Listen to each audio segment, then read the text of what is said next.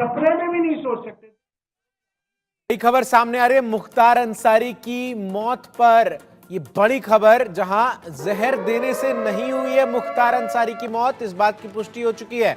Heart attack से हुई थी मुख्तार अंसारी की मौत। डीएम ने सरकार को रिपोर्ट सौंपी है। पोस्टमार्टम रिपोर्ट में हार्ट अटैक की हुई थी पुष्टि।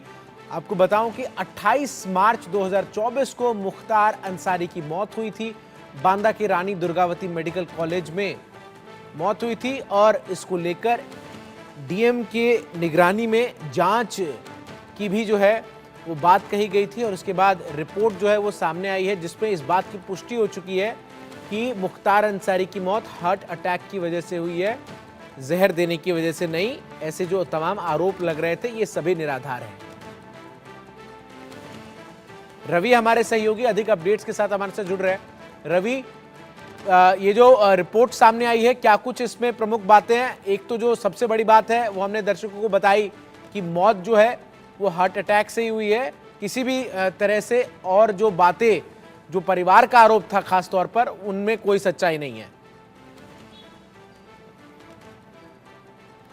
निश्चित तौर पर परिवार का यह आरोप था कि जो मुख्तार अंसारी है उसको स्लो पॉइजन है वो दिया जा रहा है। हालांकि जिसके बाद जब उनकी हालत बिगड़ी उसके बाद उनको रानी दुर्गावती अस्पताल में भर्ती कराया गया था, जहां पर उनको मृत घोषित कर दिया गया था। हालांकि उस वक्त भी हार्ट अटैक की वजह बताई जा रही थी, लेकिन जिस तरीके से परिवार वालों ने आशंका जताई थी और कहीं ना कहीं उनके जो बयान थे वो ये बता रहे थे कि उनको धीमा जहर है वो दिया जा रहा है और इसकी जाँच होनी चाहिए। हालांकि इसकी मशीनल जाँच भी कराई गई और जिसके बाद अब रिपोर्ट में साफ हुआ है, जो एडीएम वित्त है उनकी रिपोर्ट में साफ हो गया है कि हार्ट अटैक से ही उनकी मौत हुई थी। जिसके बाद अब डीएम ने जो उसकी रिपोर्ट है वो शासन को सौंप दी है, जिसके बाद साफ हो गया है कि उनको हार्ट अटैक से ही मुख्तार अंसारी की जो मौत है वो हुई थी। हालांकि इसको लेकर बाकायदा 15 अप्रैल तक का समय भी दिया गया था कि अगर परिवार कोई भी व्यक्ति है, उनके पास कोई एविडेंस है, कोई बयान है, कुछ भी अगर वो दर्ज कराना चाहते हैं तो वो आगे दर्ज करा सकते हैं। लेकिन ये भी कहा जा रहा है कि कोई भी व्यक्ति अपना बयान दर्ज कराने, अपनी कोई भी बात कहने नहीं सामने आया। और जिसके बाद फिर अब ये रिपोर्ट है जिसमें साफ होता है कि जो मुख्तार अंसारी की जो मौत थी वो हार्ट अटैक से हुई थी और इसकी रिपोर्ट है